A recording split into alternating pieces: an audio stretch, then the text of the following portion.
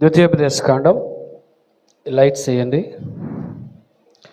12వ అధ్యాయం, ద్వితీయోపదేశకాండం 12వ అధ్యాయం 5వ వచనం. నీ దేవుడైన యెహోవా నీ సమస్త గోత్రములలో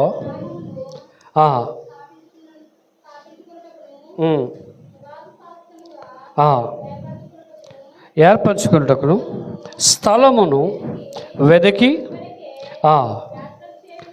అక్కడికే యాత్రలు చేయుచుండవలను. తర్వాత అక్కడికే మీరు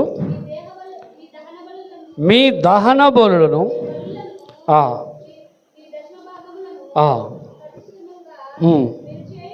చేయు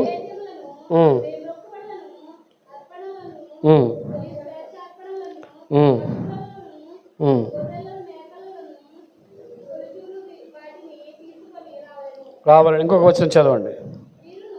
మీరును నీ దేవుడైన యెహోవా మిమ్మును ఆశీర్వదించి మీ కుటుంబములను యెహోవా సన్నిధిని భోజనము చేసి మీ చేతి పనులను బట్టి సంతోషించవలను. దేవునికి స్తోత్రం చెప్దాం. హల్లెలూయా, హల్లెలూయా. ఇక్కడ చూడండి, ఇప్పుడు చదివిన భాగములో మీరు యాత్రలు చేయుచుండవలను. ఏం చేయాలండి? అందరూ చెప్దాం. యాత్రలు చెప్పండి. యాత్ర అంటే ఏంటి అమ్మా? యాత్ర పలానోళ్ళు యాత్ర వెళ్ళారండి అంటారండి. కాశీకో లేకపోతే వేరే చోటకో ఎక్కడికి వెళ్ళారు వాళ్ళు? యాత్రకు వెళ్ళారు. కొంతమంది అంటారు యాత్రకు వెళ్ళామంటే దర్శనం చాలా బాగా జరిగిందని అంటారు. ఏం జరిగింది? మా పాప నేను వెళ్తా కావడానికి ఆయన పౌరు నమ్ముకున్నాడు. వాళ్ళ అబ్బాయితో వెళ్ళాడట. ఈయనట కారులోనే కూర్చొని ప్రార్థన చేసుకుంటున్నాడట. వాళ్ళ అబ్బాయికి మాత్రం దర్శనం బాగా జరిగిందట ఈయన ప్రార్థన చేయడం వల్ల. ఎవరు ప్రార్థన చేయడం వల్ల? ఈయన ప్రార్థన చేయడం వల్ల వాళ్ళ ఆవిడికి వాళ్ళ అబ్బాయికి వాళ్ళ కుటుంబానికి ఏం జరిగిందంట? దర్శనం బాగా జరిగిందట. ఇలాంటి వాళ్ళు క్రైస్తవులు ఉన్నారా అనిపించింది నాకు. యాత్రలు చేయుచుండవలను అని అంటే మనము ఈ లోకములో ఒక యాత్రికులం. ఎవరు చెప్పండి? ఈ లోకంలో మనం యాత్ర చేయడానికి వచ్చాం. యాత్ర అంటే భూమి మీద పుట్టాం, బ్రతికాం, ఒక దినాన మరలా చావు అనేది ఎవరికి ఇష్టం ఉండదు కదా, అందుకే ఆ మాట రాదు. 3 నాళ్ళ ముచ్చట. ఏముచ్చట? 3 నాళ్ళ ముచ్చట కోసం ఈ మనిషి పడే తపన చూడ. ఎన్ని నాళ్ళ ముచ్చట? 3 ముచ్చట్లు. 3 నాళ్ళ ముచ్చట. ఈ 3 నాళ్ళల్లో మనము దేవునికి యాత్ర చేయవలసిన సమయం ఇది. దేవునితో ప్రయాణం చేయవలసిన సమయం ఇది. దానిని యాత్ర అన్నాడు.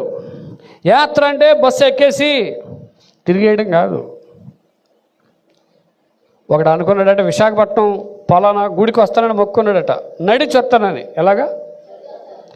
వెంటనే వాల్వో బస్సు ఎక్కాడంట. ఏ బస్సు? ఏసీ వాల్వో బస్సు ఎక్కాడంట. సీట్లో కూర్చోకుండా అటు ఇటు తెగ నడిచేస్తున్నాడట. ఈ లోపల అన్నాడు, ఒరే ఎందుకు అలా నడుస్తావు, కూర్చోరా అన్నాడట. నేను పలానా గుడికి నడిచి వస్తానని మొక్కుకున్నానండి, అందుకే నడుస్తున్నానని అన్నాడట. వీడు ఎక్కడ నడుస్తున్నాడు? మరి వీడు మొక్కున్నది ఏంటి? నడిచి వస్తానని. ఎక్కడ నడాలి అమ్మా? ఎండాకాలం మీరు నడిస్తే ఎలా ఉంటుంది? మీరు ఎక్కడి నుంచి అనపర్తి వెళ్ళండి. బాబు ఎక్కడైనా పోయి చలివేంద్రం పెట్టలేదా బాబా? అంతేనా? మీరు ఇప్పుడుగా నేను బైక్ మీద వస్తుంటేనే ఎండ ఎలా ఉంది. మా పాస్టర్ గారు అన్నారు, మీరు హెల్మెట్ ఎందుకు పెట్టుకున్నారండి అంటుంది. అమ్మ ఎండ కాసేస్తుందమ్మా. ఏం కాసేస్తుంది? మీకు హెల్మెట్ పెట్టుకుని ఇదంతా చెమట వచ్చేస్తుంది.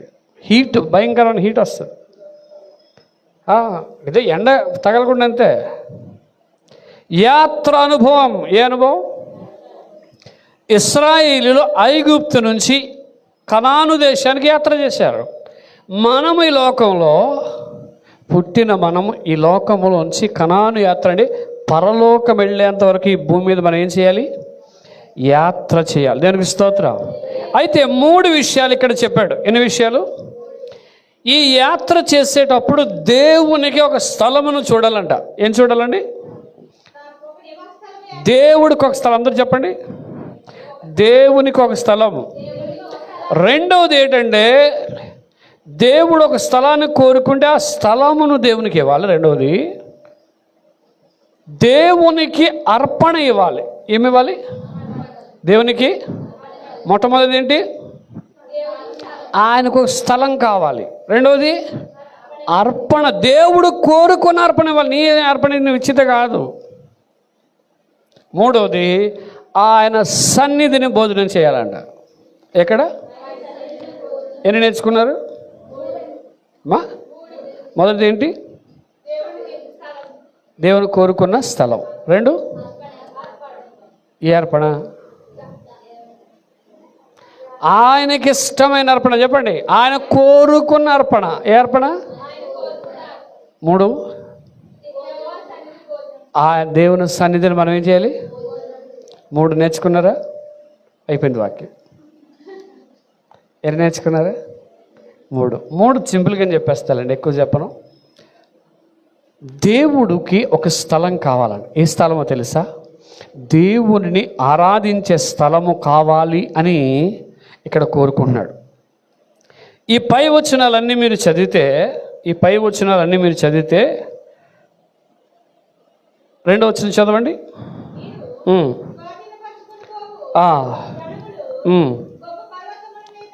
నేమి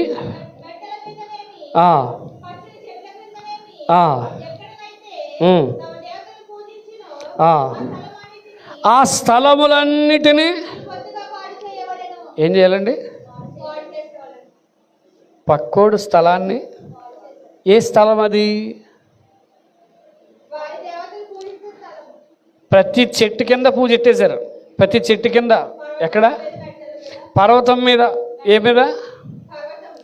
ఇప్పుడు మీరు ఎప్పుడైనా గౌరీపట్నం వెళ్ళారా?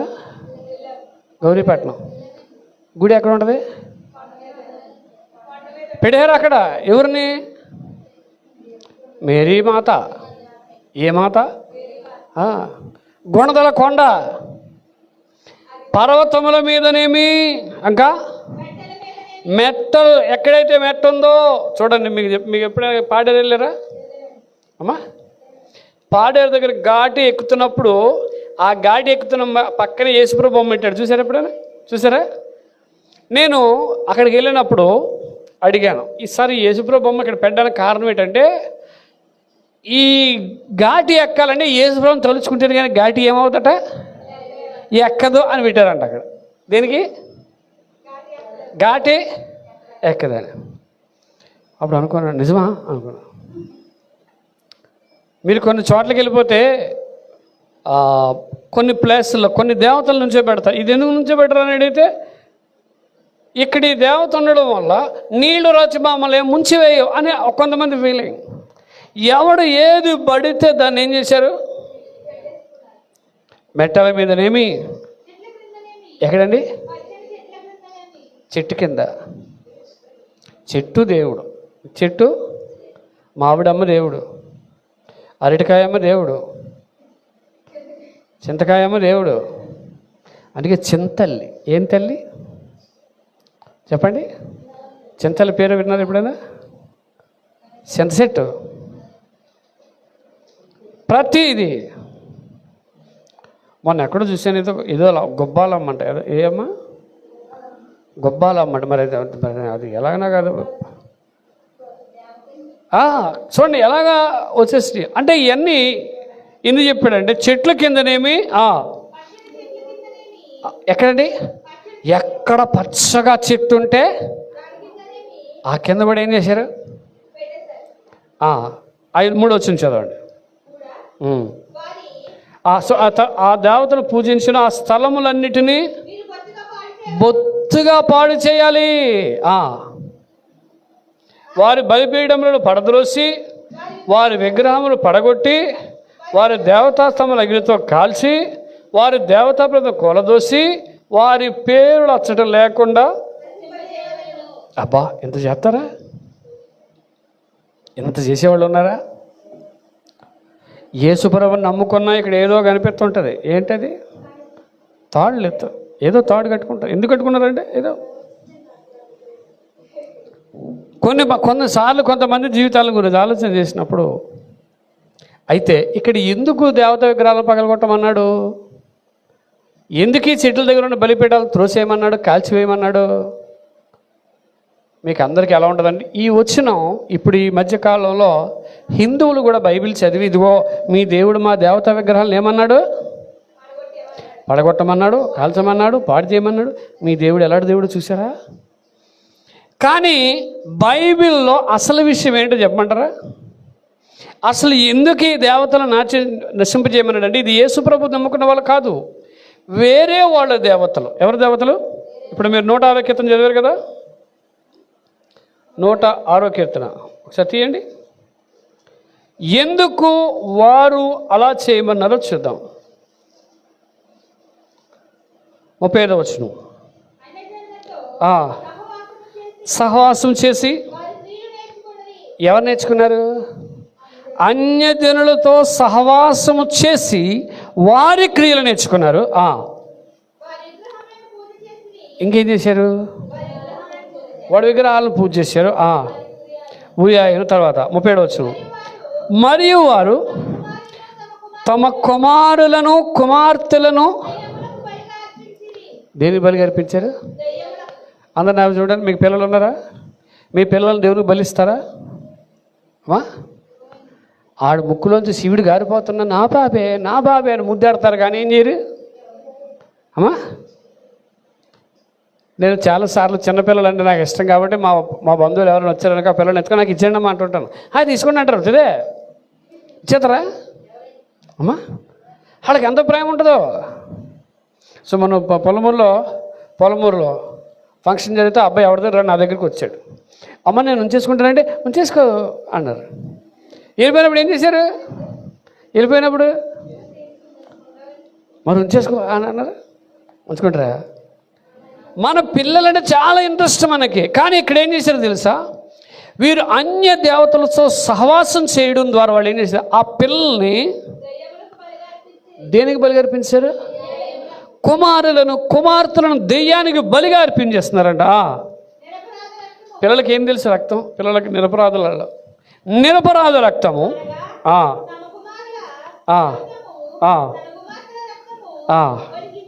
నిరపరాధంగా ఉన్న కుమారులు కుమార్తెలు అంటే వాళ్ళకి అర్థం ఏంటంటే, ఈ కొడుకుని బలిచ్చేస్తే మాకు అన్నీ వచ్చేస్తాయి. ఆ మధ్యకాలంలో మీరు టీవీలో చూసారో లేదో, డంబెల్స్ ఇచ్చి కొడేసింది ఒక ఆవిడ ఆ ఇద్దరు కూతుర్ని. టీవీలో చూసారా? డంబెల్స్తో కొట్టి చంపేసింది. చూసారా? టీవీలో చూసారా? మళ్ళీ వాళ్ళు పుడతారని చెప్పి ఇద్దరిని కూడా చంపేసింది. పుట్టారా? కుమారులు కుమార్తెలను బలి ఇచ్చారట. కనాను దేశపు వారి బొమ్మలకు బలిగా అర్పించి ఆ రక్తం వలన దేశము ఎందుకు దోషమన్నాడు? వెళ్ళనే ఎందుకు ఈ దేవత విగ్రహాలను కాల్చమన్నాడంటే, మీ కుమారులు కుమార్తెల నిరపరాధ రక్తమును మీరు ఒలికిస్తున్నారు కాబట్టి అవి మీ మధ్య ఉండకూడదు. దానికి స్తోత్రం. వాటిని తీసివేసి వాటి స్థలములో దేవునికి ఒక స్థలమును చూసి ఆ స్థలములో మీరు దేవునిని ఆరాధన చేయాలి. దానికి స్తోత్రం. అందుకే అక్కడ 5వ వచనంలో అన్నాడు, చదవండి.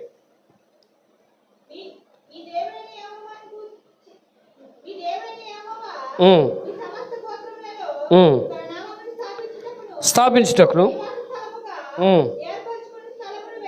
వెదికి చూడు, ఒక స్థలాన్ని చూసి ఆ స్థలమును విగ్రహాలన్నీ తీసే లోకంలో అన్నీ తీసేసి అక్కడ దేవునిని స్థాపించి దేవుని స్థలముగా ఒక స్థలాన్ని కేంద్రీకరించి దేవుడు ఇక్కడ నివాసం ఉంటాడు అనుకొని అక్కడ మీరేం చేయాలి? యాత్రలు చేయాలంటే అర్థం ఏంటంటే అక్కడ మీరు దేవునిని ఆరాధన చేయాలి. దేవునికి స్తోత్రం. హల్లెలూయా, హల్లెలూయా. ఈరోజు యాత్ర చేయడం అంటే దేవునికి ఒక స్థలం, అంటే దేవుణ్ణి ఆరాధించే స్థితి నీ దగ్గర ఉండాలి. దేవునికి స్తోత్రం చెప్పండి. మనం మందిరానికి వస్తాం. ఎక్కడికి వస్తాం? మందిరము దేవుడు ఏర్పాటు చేసుకున్న స్థలం. ఈ మందిరంకి వచ్చిన నువ్వు ఏం చేయాలి? ప్రార్థన చేయాలి, ఆరాధన చేయాలి, ఇంకేం చేయాలి? దేవునికి స్తోత్రం. ప్రభా, ఇంటి దగ్గర నిద్ర రావట్లేదు తండ్రి. వాక్యం ప్రారంభించగానే కుర్రమనాలి ప్రభువా. ఎక్కడికి వచ్చి? అందుక గుడికి అందుకే వచ్చేది. నీకు 2 పెదవులు ఇచ్చాడా? మనస్సు ఇచ్చాడా? మైండ్ ఇచ్చాడా? కాళ్ళు ఇచ్చాడా? అవయవాలు ఇచ్చాడా? 2 చేతులు ఇచ్చాడా? ఏం చేయాలి? దేవుణ్ణి ఆరాధన చేయాలి. నీ నోటితో పలకాలి. చాలామంది అనుకుంటారు నాకు పాట రాదు. మోగోరా, పాట రాదా? సినిమా పాటలు అంటే వచ్చేస్తుంటాయి. సినిమా పాట అలా వినగానే అలా పాడేస్తుంటారు. మరి దేవుడి పాట ఎన్నిసార్లు విన్నా, ఎన్నిసార్లు మనం దేవుని స్తుతించినా మన నోట ఏం రాదు? రాదు. ఎందుకు రాదు? ఇంకోటి అండి, ఆరాధన అనేది నీ అంతటి నీవే దేవుని ఆరాధన చేయాలి. దేవునికి స్తోత్రం. హల్లెలూయా. నేను మోకరించమని ఎవరు చెప్పక్కర్లా. మోకరించు, ప్రార్థన చేయి, స్తుతించు అన్నాం అనుకోండి, కొంతసేపు బాగానే ఉంటుంది. ఆ తర్వాత నుంచి పాటగారెడ్డి ఎలా తయారు ఇప్పుడు ఈ మధ్య నాడు తుదించు తుదించు తుదించు అంటున్నాడు. మేము స్తుతించమా, మేము అందుకు రాలేదా అంటే మీరు అంతగా ఆరాధన చేయట్లేదు. చూడండి, మీకు చెప్తున్నానండి, మీరున్న 10 మంది అయినా మీరు దేవునికి స్తోత్రం చేయండి. ఎంత సౌండ్ వస్తుంది? చప్పట్లు కొట్టండి. అందరూ కలిసి చప్పట్లు కొడితే ఎలా వస్తుంది? మనం చప్పట్లు కొడుతుంది. ఏమైంది ఇది? ఈ గంటకొకటి మా ఐదారి ఇదే దేవుణ్ణి ఆరాధన చేసేటప్పుడు నీ చేయలు ఎలా ఉండాలి? ప్రేమించేదని ఎలా కొట్టాలి అంటేనా? ఎప్పుడు అయిపోతారాధన అంటే నీకు దేవుణ్ణి ఆరాధన చేసే లేదు. అందుకే ఆరాధన అంటే ఏమంటారు? ఆరాధన అంటే కాళ్ళ నొప్పులండి. మనకు ఆరాధన అనేటప్పటికి లేవలేని అంటారట. ఆరాధన అంటే ఏమంటారు? ఎందుకు లేవలేవు? పలానా దగ్గర సోది చెప్తున్నారు అనేటప్పటికి సోదే కాలు ఎంత వేగ వచ్చేద్ది? చాలా స్పీడ్కి వెళ్ళిపోద్ది. మీ నాన్న మాట్లాడుతున్నాడు. ఎవరు మాట్లాడుతున్నారు? ఆవిడ చెప్తున్నాడు మీ నాన్న మాట్లాడుతున్నాడు, నువ్వు నాకు చుట్టట్లేదు అప్పుడు అనగానే చుట్టది ఇచ్చేస్తారు అక్కడ. ఎవరికి? ఆడు కాల్చుకుని పోతాడు. ఆరాధన చేద్దాం అనేటప్పటికి మనస్సు రాదు. దేవుడు ఆరాధన చేయడానికి ఎక్కడికి రావాలి? స్తుతి అనేది దైవజనుడు చెప్తే స్తుతించేది కాదు, నీ అంతటా నీవే ఏం చేయాలి? నేను ఆ మధ్య పాటలు పాడడానికి చాలామంది నేర్పించేవాడు. అది నేర్చుకోవడానికి చాలామంది ఇబ్బంది పడిపోయేవారు. ఎందుకు? వస్తుందండి, మనకు దాని మీద కాన్సన్ట్రేషన్ ఉండాలి. నేను పాటలు రాసేస్తున్నానంటే మీకు అనుకోవచ్చు, ఎలా రాసేస్తున్నాడు పాట అనుకోవచ్చు. ఆ పాట రాసిన తర్వాత దానికి మీకు పాడమని అవకాశం ఇచ్చినప్పుడు అది ఎంత గొప్ప భాగ్యం తెలుసా? మీకు ఆలోచన. ఇప్పుడు సపోజ్ చెప్తాను, నేను రాసిన ప్రతి పాట ఉంది. ఇప్పుడు మరి బయట ఎలా పాడుతున్నారు? వాళ్ళు సింగర్స్ అండి. వాళ్ళు ఎందుకు పాడతారు? వాళ్ళు నేర్చుకున్నారు. మీకు చెప్తాను చూడండి, ఇప్పుడు సినిమా పాట కానీ ఏ పాట అయినా సరే ఫస్ట్ సింగర్కి ఏం రాదు. స్టూడియోకి వెళ్ళిన తర్వాత ముందు చెప్తాడు ఇలా పాడాలి, ఈ ట్రాక్లో పాడాలి, రిథంలో పాడాలని చెప్తే నేర్చుకుంటాడు. 10 సార్లు పాడిన తర్వాత అప్పుడు టేక్ చేస్తాడు. ఒకేసారి టేక్ చేసాడు. తెలుసా మీకు? ఆ పాట నేర్చుకోవడానికంటే అయ్యారండి వస్తలేదండి. ఎందుకు వస్తుంది? నీకేమవ్వాలి? ప్రాక్టీస్ మేక్స్ మ్యాన్స్ పర్ఫెక్ట్ అంటాడు. పుట్టుకతో ఏ మనిషి ఏది నేర్చుకోడండి. వస్తుందా పుట్టుకతో? నేను చెప్తున్నాను, నేను పాస్టర్ గారు అయ్యేంతవరకు సౌండ్ సిస్టమ్ ఎలా ఉంటుందో నాకు తెలియదు. నేను పాస్టర్ గారు అయితే డ్రమ్ ఎలా కొట్టాలో తెలియదు. డ్రమ్ కొడితే మా అన్నీ చూడా నేర్చుకో అనేవాడు అంతే. కానీ ఎప్పుడు డ్రమ్ దగ్గర కూడా నేను చాలాసార్లు లేనప్పుడు డ్రమ్ కొడదాంటే ఏం చెప్తాను, చాలే కొట్టా పగిలా అనేవాడు. మా అన్నయ్య సొంత అన్నయ్య నేర్పుడు ఒరే ఇలా కొట్టాలి రానివాడు ఆ కొట్టానివాడు ఎలా కూర్చో ఒకసారి కూర్చేద్దా చెయ్యంత మీద తిరిగిపోద్దా. బైబిల్ కాలేజీకి వెళ్ళిన తర్వాత అప్పుడు ఒక బ్రదర్ నాతో అన్నాడు, బ్రదరు డ్రమ్ వచ్చే రాదా మరి రేపు పొద్దున్న చర్చికి పాటలు పెడితే ఎవరు కొడతారు డ్రమ్ము ముందు నువ్వే కొట్టాలా. అప్పుడు పట్టుకుంటే రాత్రిపాటు నేర్పించాడు. ఒక నైట్ ఆల్-నైట్ ప్రేయర్లో అన్నాడు, అందరూ ఆల్-నైట్ ప్రేయర్లో 12 అయ్యేటప్పటికి ఫ్లాట్ అంటే నీరసం అయిపోయారు. నాకు డ్రమ్ ఇచ్చి ఎవరా కొడుగా అన్నాడు. ఏమన్నారా రాత్రి 12 గంటల కొడుగా అన్నారు. వాళ్ళు ఏదో పాడేవారు నిద్రపోతున్నవారు. నాకు మాత్రం ప్రభా దేవుని స్తోత్రం తండ్రి మంచి కర్ర ఇచ్చావు. ఏ కర్ర? డ్రమ్ము కర్ర. డ్రమ్ము భలే ఉండేది, డబ్బు సౌండ్ వచ్చింది. కొట్టడం నేర్చుకున్నాను. ఆల్-నైట్ ప్రేయర్ అంది ఎప్పుడు కొట్టినా 12 తర్వాత అదే డ్రమ్ము. నిద్రపోయేవాడు కాదు. అలా 2 ఆల్-నైట్లో 3వ ఆల్-నైట్కి నేను డ్రమ్ము కొట్టడం వచ్చేసింది. అప్పుడు అన్న ఊరి భలే నేర్చేసుకున్నారా అన్నాడు. ఆ తర్వాత కాంగో లైన్గా నీకు ఆరాధన చేయాలి, దేవుని స్తుతించాలన్న మనస్సు ఉండాలి. మనకి ఎప్పుడైనా సరే నువ్వు ఆరాధన చేయండి, మీరు స్తుతించండి అని అన్నాం అనుకోండి, మన మనసులో లేకపోతే వస్తుందా అమ్మా? మీకు చెప్తున్నాను, ఇందాక నేను డ్యూటీ దిగిన తర్వాత ఇక్కడికి పలానా టైంకి ఉండాలి, ఆరాధనకు ఉండాలి. బండి గాలి రొయ్యని తిప్పుకొని వచ్చాను. నేను ఎప్పుడు స్పీడ్ వెళ్ళను. ప్రార్థనకు రావాలి. ఎక్కడ రావాలి? ప్రార్థనకి. ఎంతమంది వచ్చినా నాకు 10 మంది వచ్చినా 5 వచ్చినా పర్వాలేదు, కానీ నేను ఎక్కడ ఉండాలి? ఆ మనస్సు నాకు దేవుడు ఇచ్చాడు. మరి ఈరోజు మరి డ్యూటీ ఉందండి నేను రాలేనండి అని అన్నాను అనుకోండి, ఏమవుద్ది? బండి పరిగెడద్దా? మనలో ఆశ ఉండాలి, ఆరాధించాలి. ఇప్పుడు చూడండి, కాంగో కొట్టేవాడిది ఒక ఆశీర్వాదం, పాటలు పాడేది వాళ్ళకి ఆశీర్వాదం, చప్పట్లు కొట్టేవాళ్ళది ఒక ఆశీర్వాదం, స్తుతించే వాళ్ళది ఒక ఒక్కొక్కరిది చేయాలి. ఇప్పుడు నువ్వు కాంగో కొట్టరాని అనుకోండి, అది కొట్టడం అన్ని నేను కొట్టను అన్నాడు అనుకోండి, ఆడికి ఎంతసేపు కొట్టమన్నా కొట్టాడు.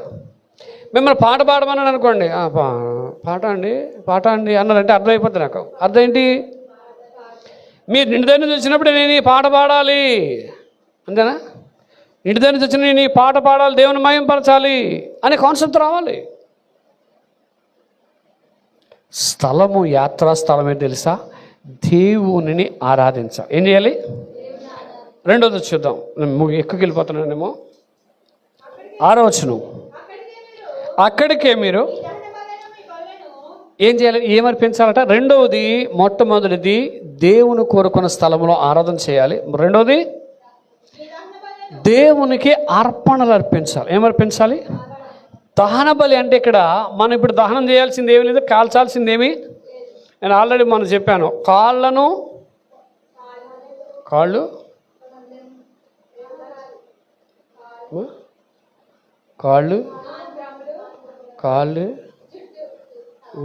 కాళ్ళు, తల, ఆంత్రము 3 చెప్పాను.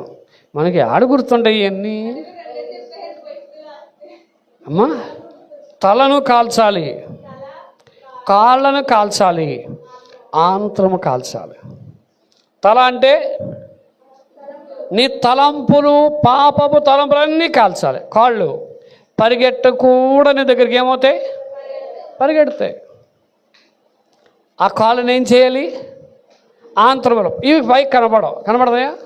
మీ హృదయం వరకైనా కనబడుతుందా అమ్మా? మీ మనసులో నన్ను కుట్టేయాలని ఉందనుకుంటే నాకు కనబడుతుందా అమ్మా?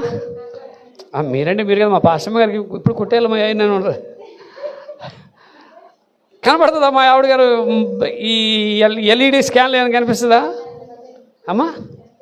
ఎందుకు మా ఆవిడ నన్ను కొట్టాలనుకుంటుంది? ప్రాణకెళ్ళా వేరాడా అన్నాను అనుకోండి, పనికి మళ్ళీ ఇప్పుడు ఇదే. కాబట్టి మనస్సులో ఉన్నది ఎవరికి? అలాంటివన్నీ కాల్చబడాలి. హృదయంలో ఉన్న ప్రతీది. ఒక వ్యక్తితో మనం మాట్లాడేటప్పుడు ఫ్రీగా మాట్లాడగలగాలి. రెండోది దహన బలులు. తర్వాత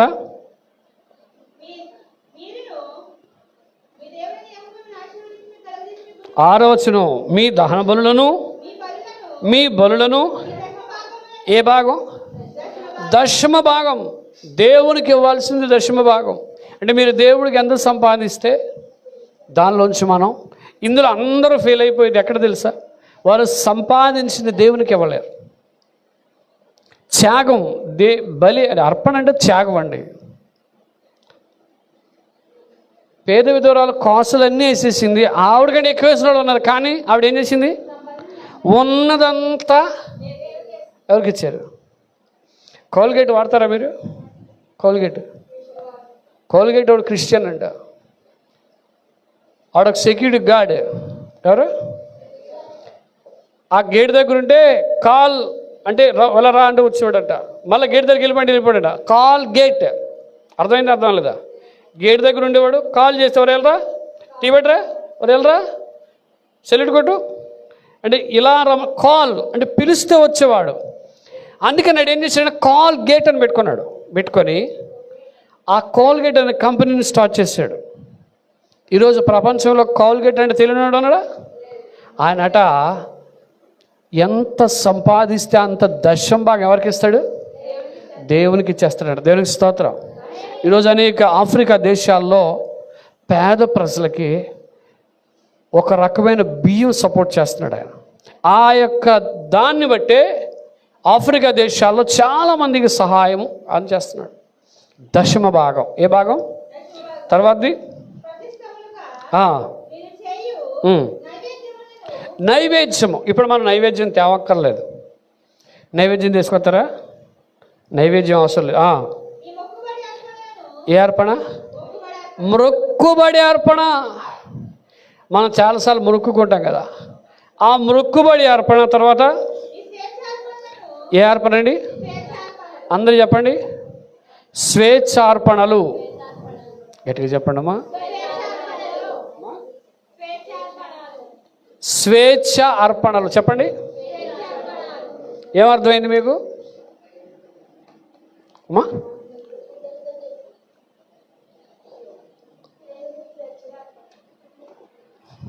దేవునికి అర్పించేటప్పుడు అర్పణ ఎలా ఉండాలి తెలుసా? స్వేచ్ఛగా ఇవ్వాలి. ఎలాగా? నొక్కిపెట్టా. దేవునికి ఇచ్చేటప్పుడు నువ్వు ఇవ్వాలనుకున్నది ఏదైనా ఉందా? దాన్ని ఇవ్వాలా వద్దా? ఇస్తే ఏమవుద్ది, ఇవ్వకపోతే ఏమవుద్ది? ఇస్తే స్వేచ్ఛగా ఇచ్చేయండి. అర్పణ దేవుడు ఎప్పుడు దాన్ని ఉత్సాహంగా ఇచ్చేవారని దేవుడు ప్రేమించునని ఉంటుంది. ఏ అర్పణ అయినా సరే దేవునికి ఇచ్చేటప్పుడు కొన్నిసార్లు చాలామంది అర్పణ ఎలాగెత్తారో తెలుసా? మరి నేను పలాంది ఇదైతే నేను దేవుడికి ఇది ఇస్తాను అనుకుంటారు. వాళ్ళు ఇవ్వరు. ఏదైనా జరగకుండా యాక్సిడెంటో రోగం ఏదో వచ్చేసింది అనుకోండి, అప్పుడు ఏమంటారు వాళ్ళు? నేను పలానప్పుడు మొక్కుకున్నాను, ఆ మొక్కుని ఏం చేయలేదు. అప్పుడు వాళ్ళ దగ్గర లేకపోయినా పక్కవాడిని అడిగి అప్పు చేసి అప్పుడు ఏం చేస్తారు? మొక్కుబడి కూటం. ఏ కూటం ఇది? నాను అప్పుడు మొక్కించుకున్నానండి, నాను అప్పుడు ఇలా చేశానండి, ఇప్పుడు నేను అది ఏం చేయాలి? నువ్వు ఎప్పుడు చెల్లించాలి మొక్కుబడి? నిన్ను దేవుడు ఆస్వాదించాడు కదా, నీకు ఉద్యోగం వచ్చింది కదా, ఆ ఉద్యోగం వచ్చినప్పుడు నువ్వు ఏం చేయాలి అమ్మా? దేవునికి అర్పణ ఇచ్చేటప్పుడు ఎప్పుడైనా సరే నేను చాలాసార్లు స్వేచ్ఛ అర్పణ అంటారు దాన్ని. ఏ అర్పణ? మనం దేవునికి ఇచ్చేటప్పుడు స్వేచ్ఛగా, ఇంకా మళ్ళీ వెనక ఆలోచించకూడదు. మళ్ళీ ఇచ్చి అనవసరంగా ఇచ్చాను అనుకోకూడదు. దేవుడు మనకిచ్చిన అర్పణ ఏదైనా స్వేచ్ఛగా ఏం చేయాలి? మా అన్నయ్య ఒకసారి చర్చి కడదామని ఒక మాస్టర్ గారు ఇంటికి వెళ్ళాడంట. ఎవరండి? నెలకి 70,000 రూపాయలు జీతం. ఎంత? ఆ బ్రదర్, మీరు నెక్స్ట్ టైం వచ్చినప్పుడు బుక్ తీసుకుని రండి బ్రదర్, నేను రాసేస్తాను బ్రదర్ అన్నాడట. ఏంటి? కానుక. దేనికి? చర్చికి. మా వారు చాలా ప్రయాసపడి 100 రూపాయల పెట్రోల్ కొట్టించుకొని 2 పాస్టర్లు కలిసి బలవంతంగా ప్రార్థన చేయడానికి వెళ్ళారు. బుక్ ఇచ్చారు. ఎవరికి? మాస్టర్ గారికి. Government master ఊడాడు. గవర్నమెంట్ వెళ్తే అయ్యగారండి కానుక ఇచ్చిన తర్వాత గట్టిగా ప్రార్థన చేయాలన్నాడట. ఎలా ప్రార్థన? పాపం ఈ లోపల ఆవిడ గారు టీలు తాగారు. తాగిన తర్వాత నేను రాస్తానని రాశారట. రాసి ఆ యొక్క రాసిన సంఖ్య చూస్తే ప్రార్థన వస్తలేదంట. ఎంత రాసి ఉంటారు? 10 రూపాయలు, 70,000 రూపాయలు జీతగాడు ఎంత రాశాడు? దానివల్ల మీరు చాలా బెస్ట్. మీ ఇంటికి ఎప్పుడు వచ్చినా 100 రూపాయలు 50 రూపాయలు తక్కువ ఇవ్వరు. ఇప్పుడు ఎవరు గొప్ప చెప్పండి? ఆడు గొప్ప మీరు గొప్ప? అమ్మా మీరు 100 రూపాయలు ఇచ్చారు, మీరు గొప్ప నా దృష్టిలో. ఎందుకో తెలుసా? ఇన్ని రూపాయలు 70,000 రూపాయలు తీసుకుంటున్నాడు కదా, దేవునికి ఇచ్చేటప్పుడు 10 రూపాయలు స్వేచ్ఛకి ఇచ్చాడు. కానీ 10 రూపాయలు ఏమొస్తుందండి? టీ వస్తుందా? 2 టీలు వస్తాయా? 10 రూపాయల టీ. ఎంతమంది వెళ్ళారు పాస్టర్ గారు? నేనైతే ఆ 10కి ఇంకో 0 జోడించి ఆ 100 రూపాయలు నేనే ఇచ్చి, మీరు ఎవరికైనా కానుక ఇవ్వండి సార్, నేను ఇచ్చేదని తిరిగి. ఎందుకు తెలుసా? తీసుకోవాలి. అలాంటి కానుకలు ఎందుకు మనం తీసుకోవడం? కొంతమంది స్వేచ్ఛార్పణ దేవునికి స్వేచ్ఛగా ఇవ్వలేరు. కాబట్టి అర్పణ కోరుకుంటున్నాడు దేవుడు. ఏం కోరుకుంటున్నాడు చెప్పండి? ఇప్పుడు మొన్న వారం చెప్పాను, ఆ గుడికి వెళ్ళినప్పుడు కొబ్బరికాయకి వెళ్తారు. సగం అక్కడ, సగం వెళ్ళి తెచ్చేసుకుంటారు. ఆ అర్పణ ఎలాగా అంగీకరిద్దాం నాకు అర్థం అవుతుంది. అంతేనా? సగం అక్కడ ఆలయం చేసుకుంటారు, సగం దేవునికి అర్పణ ఇచ్చేటప్పుడు సంపూర్ణంగా ఏం చేయాలి? ఇవ్వాలి. సగం అక్కడ. మీరు అన్నం పెట్టిన తర్వాత అన్నం పెట్టి కూర వేయకుండా వదిలేసి తినేయండి అయ్యారు అన్నారు అనుకోండి, ఎలా ఉంటుంది? స్వేచ్ఛగా అర్పణ. మూడవది, ఆయన సన్నిధినే భోజనం చేయాలి. ఎక్కడ చెప్పండి? అంటే అర్థం ఏంటంటే ఆయన సన్నిధినే భోజనం చేయండి అని అర్థం. అంటే అర్థం ఏంటంటే ప్రభు బల్లలోనే మనము పాలు పంచుకోవాలి. ఏ బల్ల చెప్పండి? ఏవో నేను చాలా చెప్పేస్తున్నట్టున్నాను, ముళ్ళు తిరిగేస్తుంది అక్కడ. అమ్మా ఉడుకు ఉంది కదా, ముగించేస్తాను. ఎక్కడ భోజనం చేయాలి మనం? ఒకే ఒక్క వచనాన్ని చదివి ప్రార్థన చేస్తానండి. 1 కొరింథీ 10:21. నేను చాలా చెప్పాలని ఉంది కానీ చెప్పలేను. 1 కొరింథీ 10:21.